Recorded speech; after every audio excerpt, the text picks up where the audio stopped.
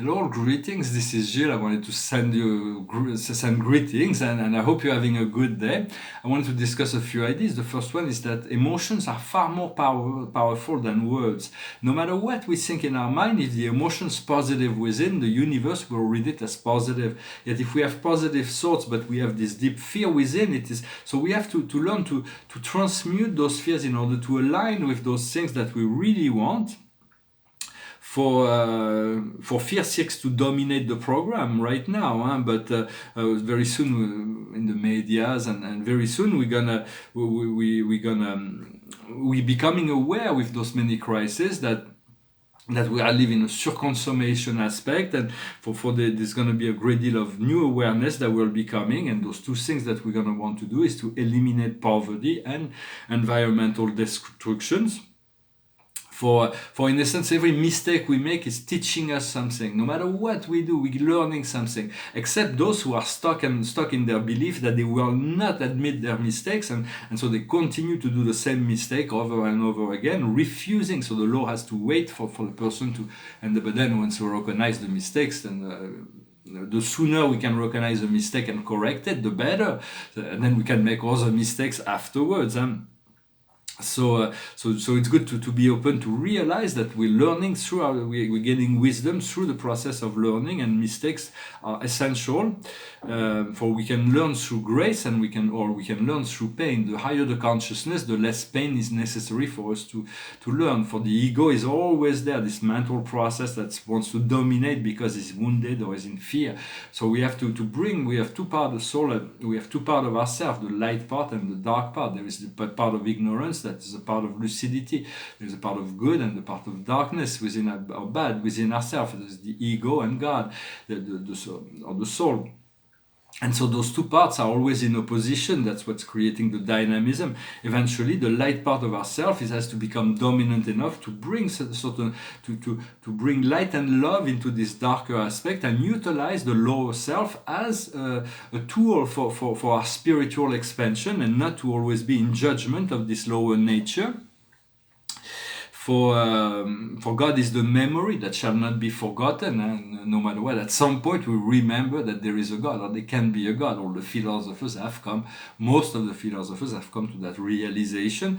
And God is also the memory that of all things. For God, they never forgets anything, and He even created those libraries we call the Akash, which is a physical plane of holographic.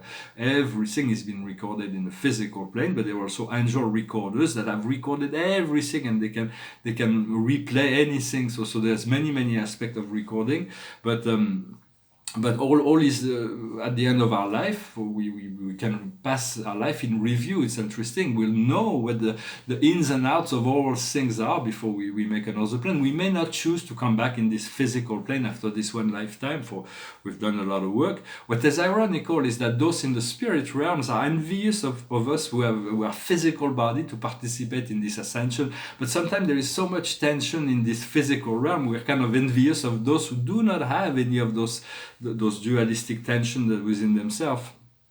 For there is no reason to fear death, for it is part of the program, and the time and the hours of our death has already been programmed. The day we were born, it's already been, it was set up already. There's no need to worry about it. It will come when it will come. And so there is really, the less we are afraid of death, the less we are afraid of living. And so what we come to realize is that in the next crisis, there's 5 storms. The first one was like this confinement, and then there is this all the societal things about Black Lives Matter. But it's, in essence, I'm making a painting right now. All life matter. It's not just black life that matters. All life matter, and even animals, even trees. For there is a great deal of trees that have been disseminated, that are being cut right now. And this is trees are higher beings. They allow the planet to breathe, and so they're very much more important than what we believe. They are not just here to be consumed, and for we have many other ways to build our homes, and now we have technologies that allows us to do all kinds of things. We wouldn't need to cut all those many trees, mostly when they're not replanted. But even if they're replanted, it's like we can kill a human beings because someone else is going to be born, so it's acceptable. So it would be like justifying to destroy dead tree, to utilize dead tree is fine. When the tree is dead, we cut it, we use it, but live trees has to be respected, and nature will soon manifest itself to remind humans that for the resources of the planet there is enough resources for all beings to live well, but countries have to cooperate rather than compete, and that's really one of the lessons they're going to have to learn. For every problem comes with a solution. Sometimes it's a very easy solution, but they're looking for something very complex that can make a lot of money in the process, and so they're overseeing certain very all problems have solutions.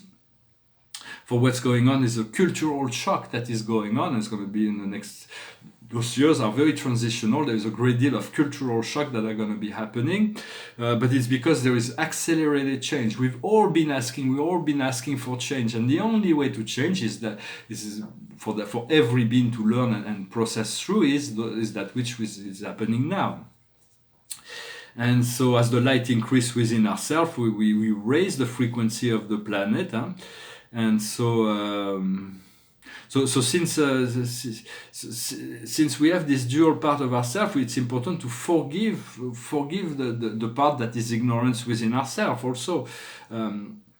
And not to take everybody else's burden. Also, do not internalize the pain and suffering and the inner process of the world. It's no need for that. It's all, but there is ways to assist, to help, to guide humanity. For it is a time of revelation. What's called apocalypse means revelation. There is an English channel that I think is interesting. I thought I know that. It's called Awakening You. It's like all kinds of old messages from the Archangel Michael, guided meditation. They're very beautiful. They started around 2010 up to now, and the Awakening You is the old messages, but they're still very valid and they're very interesting process. For in a sense, what we have to do now is to make peace with our mind, eliminate from our mind all the dualistic, conflicting, lower programs and guilt and all those things. And those three eclipses that are coming will greatly assist with that. We have to make peace with the unity of life, for all is energy, all is life. To make peace with money, with wealth and all those, with all aspects of money, so we can find that freedom. Until for now, it's like. One day the world will function without money, and we will be free from that. But for now, it is very important that we make peace with that. For the old form of spirituality was about isolation. It was about renouncing money, renouncing material things, renouncing sexuality, to go in a monastery and find.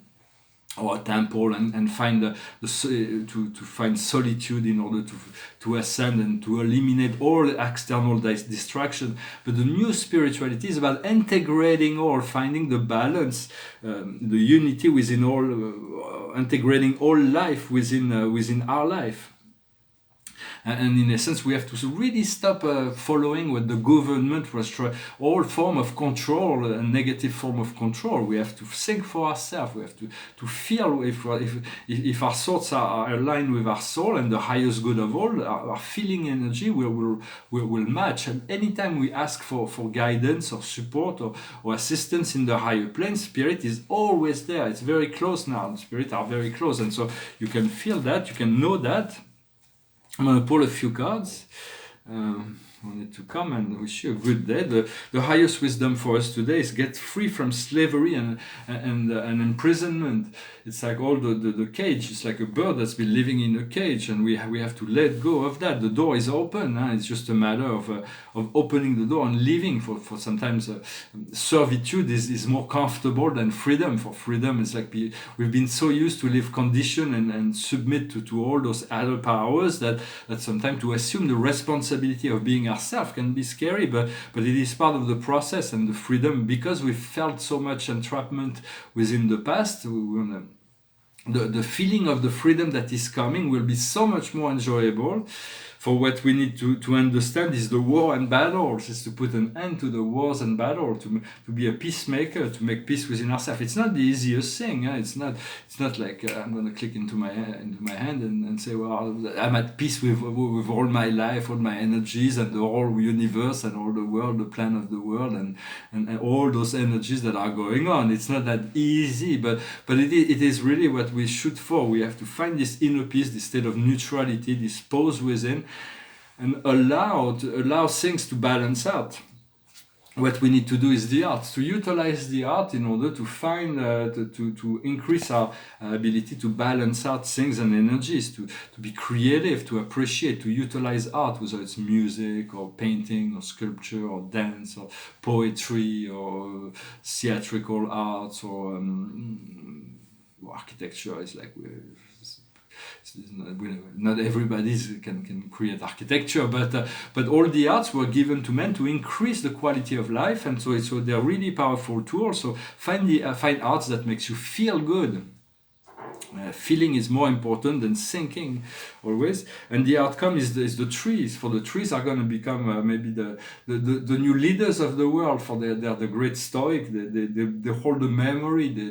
They're always in the love. They're always connected to this unified field. And to be like a tree, to be anchored and to continue to grow, to be well anchored within the earth and this physical plane.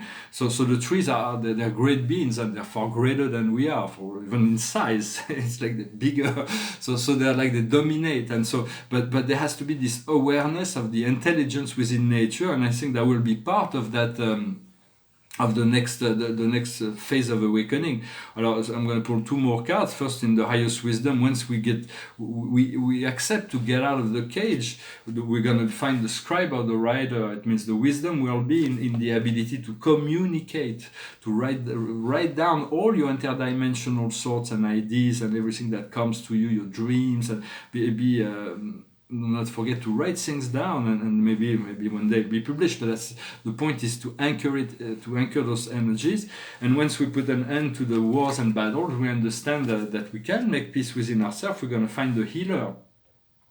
And so this is understanding how the healing can happen. The healing does not mean we need to be perfect. The healing means we can be whole, and accepting the imperfection as part of a growing process. Well, I hope this message resonated with you. I am gonna. Those are two essential paintings, very important paintings. All my paintings are important, the ones behind too. But this is from 1997. It's called Grand Universe Number 2. It's for me, it's always been a very, very. I really love that painting. So the model is the model of creation as time and space goes. For it is the whole of the universe, a cosmological model. Although they are space level outside of that. At the center there is a symbolic of the sign of infinity, the central isle of light and life, which is the home of God. It's a physical home as well as a spiritual abode. And it is the greatest organized cosmic body. It is utterly beyond anything we can conceive in the universe, and marvel beyond. The little I know about it is just blowing my mind so much. I'm really eager to return to that home, because that's where I come from. And it's surrounded, so it is the only place that is stable. It never moves. It's never moved. And everything else moves around it. And it's surrounded by three concentric circuits of worlds: the seven sacred sphere of the Father, the seven shiny sphere of the Son, and the seven orbs of the Spirit. And so those are paradisical planets that go clockwise around paradise. And then there is 7 circuits of specialized worlds that are called Avona. It's the central universe. It's an ultimate universe of eternal perfection that was created, that always has been. It's like paradise. It always has been. It is an eternal model. It's not an evolutionary model. There's 1 billion perfect worlds, a huge planet, amazing, and we'll traverse it on the way home. And then there is two dark gravity bodies that completely shred this universe, and so it can never be penetrated from the cosmos. You can never penetrate the central universe or even see it. It's perfectly done like that. The only way through is through the center of the super universe. There are seven super universes. And we live in the seventh, which is the least evolved of them. It's called Orvonton, and they go counterclockwise around paradise.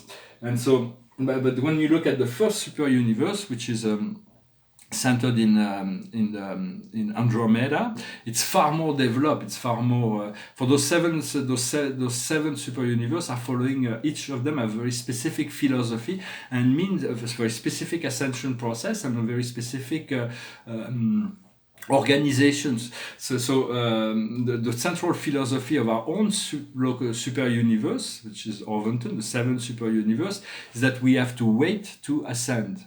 And while we wait, we ascend. So it's taking a little while. So the first super universe is ruled as the Father would rule it alone. The second is ruled as the eternal Son would rule it alone. The third is created as the infinite Spirit would rule it alone. The fourth is organized so that the Father and the Son would rule it conjunctly. The fifth is organized as if the Father and the Spirit would rule it conjointly. The sixth is as if the Son and the Spirit would rule it conjointly. And the seventh super universe, it would be a conjunct rule administration of the Father, the Son, and the Spirit. It's a bit complicated. If you want more information about this wonderful cosmological information, you can find it in the book of Urantia. And this is a much smaller model, although it's a bigger painting. It's a spiral, for all life works in spirals. And it's a painting of the solar system with the Sun, with Mercury, Venus, Earth, Mars, Jupiter, Saturn, Uranus, Neptune, and Pluto. And then here Chiron plays the one that keeps it all together, and the symbol of the Paradise Trinity here. And I'm really eager to return to the ability to work on canvas. I can't really do it right now. I can't afford to buy canvases right now, but very soon Spirit says that I will be free to rework on canvases. Right now I'm working on paper, which is fine, but I used to have a really large 6,000 square foot studio, and I painted large canvases when I lived in LA, and I'm really eager to be able to work on large canvases. I hope that it will be very soon. I'm going to sing a song that went through my mind yesterday. It's about somebody who's meeting an angel. Then pull another card. It goes like this. Angel come down from heaven yesterday. She stayed with me just long enough to rescue me. And she tell me a story yesterday about the love between the moon and a deep blue sea. And when it was time for her to go, she spread a wing high over me. And she said, I shall return tomorrow. And I say, fly on, my sweet angel. Fly on through the sky. Fly on, my sweet angel. Tomorrow I will feel you by my side. And sure enough, this morning comes to me, where silver wings silhouette against the glow of a child's sunrise. And as the bluebirds and sparrows envy me, she say, I love you, little boy, and today you shall fly. She kissed me once, and the feeling so good she made me cry. And now we fly together. And I say, fly on, my sweet angel. Fly on through the sky. Fly on, my sweet angel. Together we shall always be alive. Great song from Jimi Hendrix. Funny because I know the words, but since I had the words in papers, it's like just looking at it made me created a lapse in my memory gap. It's funny, man. For now, all those songs, I'm starting to memorize them, which will allow me to sing them more publicly very soon, to produce to sing more music, let's say. So the card of the day is Arise, this card of Rumi, which was a great poet and mystic poet from the 14th century, a Persian poet, a Muslim, and he made those poems, and those cards were illustration of his poems. So it's about rising. You want to rise, you want to arise, arising. It's like be all you can be your higher self. Or no, you already are your higher self. Just allow this higher self to emerge from within. We do want this higher light to emerge from within us, and so we can become all that we can be. I thank you very much. I wish you a wonderful day, and I'll talk to you later. Namaste.